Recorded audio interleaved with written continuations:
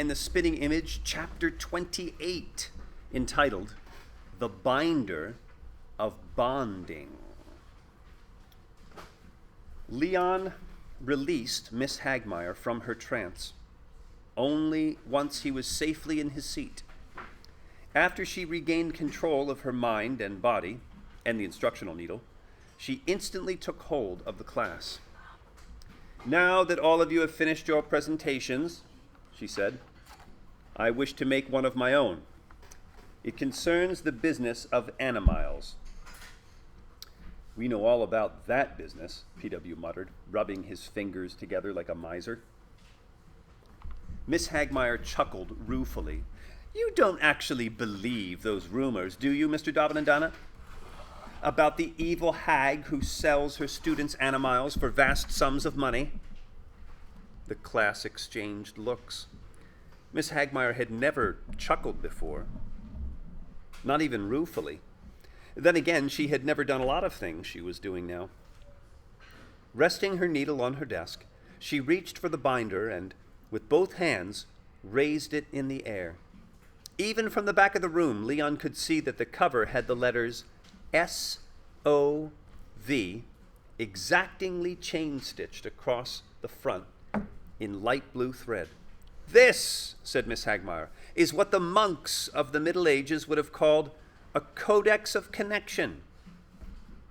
I will spare you the Latin. It is a book that ties together the work of master and apprentice.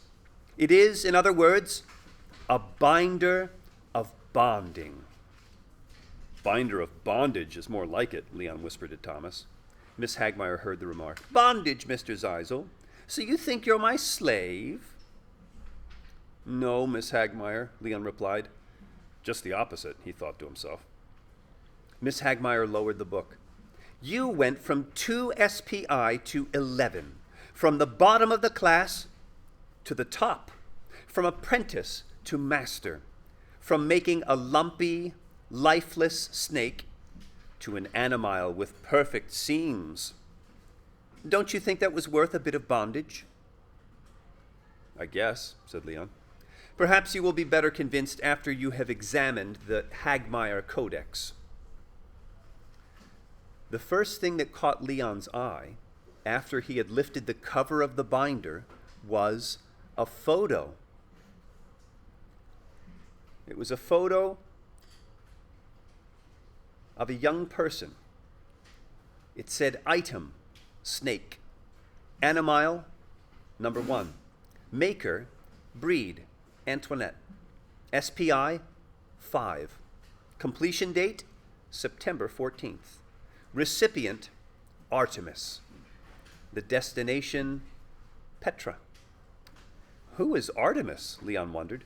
"Where is Petra?" Leon made a mental note to check the map in his room. Then he flipped ahead until he found one of his animiles. Leon was still staring at the terry cloth towel snake when he felt the tap of the instructional needle on his shoulder. "Time to let others take a gander, Mr. Zeisel," Miss Hagmaier said. "And since I've broken my protocol by beginning at Z, we'll work backward. Take the binder to Mr. Warchowski." She looked over at Thomas. "When you're done, pass it along." Before obeying Miss Hagmaier's directive, Leon scanned the statistics that accompanied the picture. It said, "Item, snake. Animile, number 1. Maker, Zeisel, Leon. SPI, 2. Completion date, 9/30. That's September 30th. Recipient, Danielle. Destination, Paramaribo." "Paramaribo!" Leon cried. "That's the capital of Suriname." "I am very impressed by your command of geography, Mr. Zeisel, but that is not what we are studying at present." Miss Hagmaier closed the binder. "Take this over to Mr. Warchowski and return to your seat." As the binder passed from student to student, Miss Hagmaier explained its significance. Stitches of Virtue, or SOV, contrary to what Masters Zeisel and Davanandana seem to think, is not a commercial venture. It is an enterprise based on the medieval principle of Caritas, a term you can find in the glossary of the Reader. There was a fluttering sound at the front of the room. Got it, Antoinette chirped. Caritas, or charity. The word dates from 1137. Says here it means benevolence for the poor. Thank you, Miss Breed, for that speedy elaboration. Now, if I might continue. I send your handmade toys to orphaned tots all over the world. SOV is a charity? P.W. cried out. That is correct, said Miss Hagmaier. A charity and a crusade. Does anyone know what an orphan is? Abigail. It's a child without a home or parents. Yeah, that's exactly right, with a child without parents. Now, this was for these animals that they were making were being sent all over the world by Miss Hagmaier to orphaned children. Murmurs filled the room.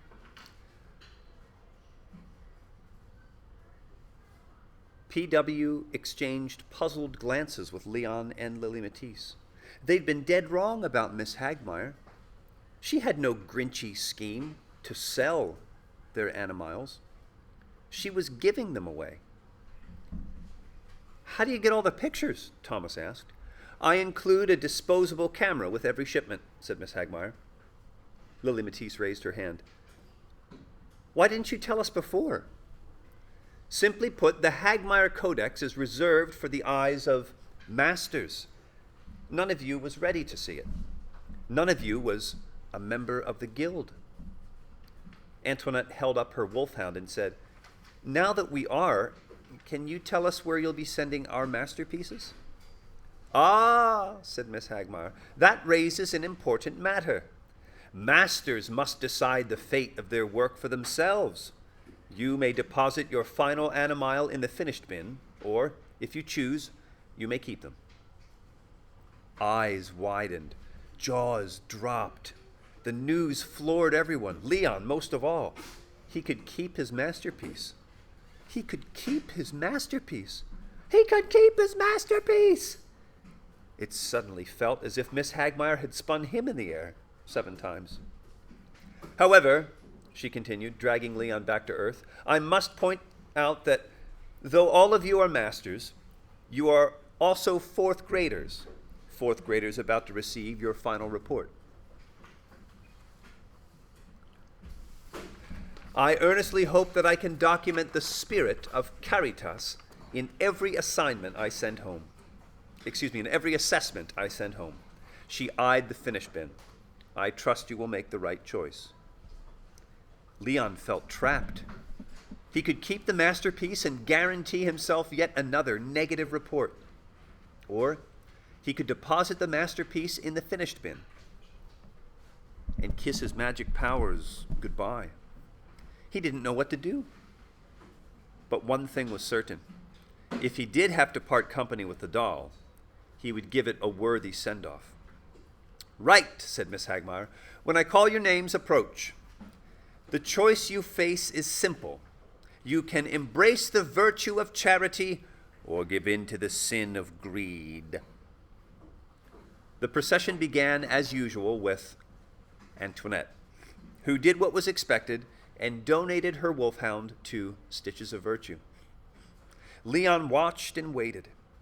After 4 or 5 students had relinquished their masterpieces in similar fashion, he stood up and said, I can't believe you would plan a surprise like that, Miss Hagmaier. While everyone stared, Leon winked at P.W., but P.W. didn't get the cue. I beg your pardon, said Miss Hagmaier, perplexed by the outburst. Leon repeated himself, this time more forcefully. I said, I can't believe you would plan a surprise like that. All of a sudden, P.W. understood. Plan A. The scheme to unite Miss Hagmaier and Lumpkin, and a pair of really old pantyhose. He tapped his pocket to let Leon know he was set. Thank you for sharing your shock with the class, Mr. Zeisel. Now please sit down. Leon took his seat and prepared for Plan A. It required 4 discrete steps. Miss Hagmaier had to, number 1, reach down and pick up a pair of pantyhose. Step 2, stretch open the waistband of said pantyhose. Step 3, raise said pantyhose in the air. Step 4, thrust said pantyhose in a swift downward motion over Lumpkin's head. After that, Leon figured things could take care of themselves. When Miss Hagmaier said, "Lumpkin, Henry," Leon reached for his doll, careful to avoid direct contact. The last thing he needed was another accidental hugging. As Lumpkin lumbered forward, Leon gave the signal, and PW withdrew the pantyhose and tossed them on the floor. The hose landed some 4 feet from Miss Hagmaier's boots. Perfect, Leon told himself. So, Mr. Lumpkin, have you decided to join the crusade, or... And before Miss Hagmaier could finish her sentence, Leon bent the doll at the waist and extended one of its arms toward the floor. Miss Hagmaier fell into a trance and reached for the pantyhose. So far, so good, Leon told himself. Lumpkin watched with growing concern, while the rest of the class watched with growing excitement, as Miss Hagmaier straightened up, stretched open the waistband of the hose, and raised her arms until the hose hovered less than a foot from Lumpkin's head. Only step 4, the thrust, remained. Leon lined up the shot and, with the arms of the doll perfectly positioned, executed the swift downward motion. All of a sudden, Miss Hagmaier began making odd, jerky motions completely unrelated to Leon's fluent doll work. The pantyhose plan had clearly hit a snag. Leon repeated step 4, but Miss Hagmaier kept jerking about, refusing to crown Lumpkin with the brown-gray hose. When the class started tittering, Leon had no choice but to suspend his doll work and free Miss Hagmaier from her trance. As soon as he did, she completed her unfinished sentence, unaware of the bizarre interlude. "Will you be keeping your pit bull?" "I'll join the crusade," said Lumpkin timidly. Lily Matisse and PW looked at Leon, desperate to know what had gone wrong. All he could do was give them a confounded shrug. PW made a pouring motion. Leon understood instantly. He reached into his desk and grabbed the spit bottle, reapplied some of the solution to the site of the original splotch, and hastily revived the doll work. It was no use. Miss Hagmaier refused to attack. It was as if Lumpkin was protected by some invisible force field. Leon watched helplessly as the bully slam-dunked his pit bull into the finished bin. "Hank the Tank for 2!" Lumpkin yelled before lurching back to his desk.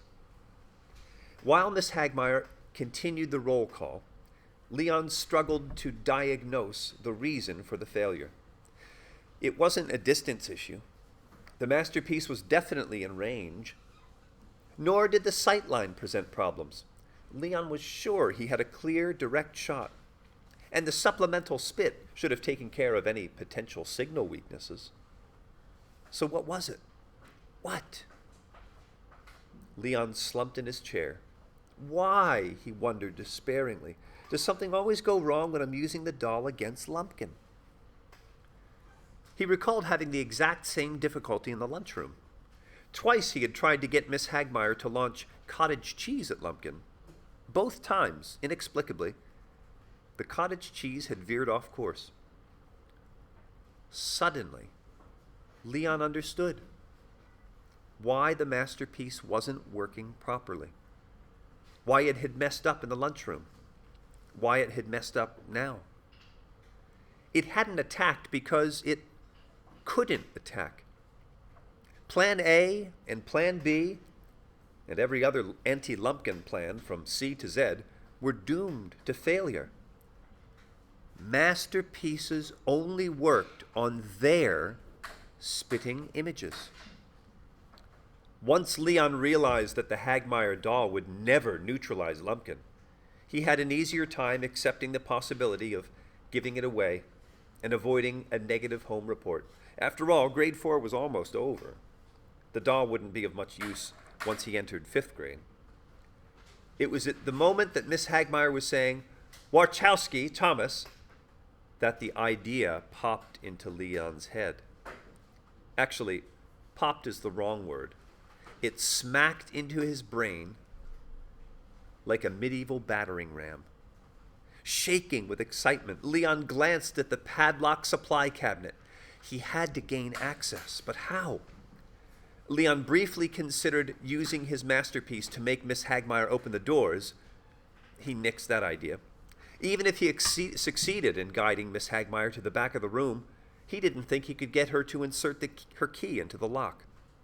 And even if he could do that, everyone would see him, since his desk and the cabinet were right next to each other. Nope. He had to come up with another way to get the stuff he needed.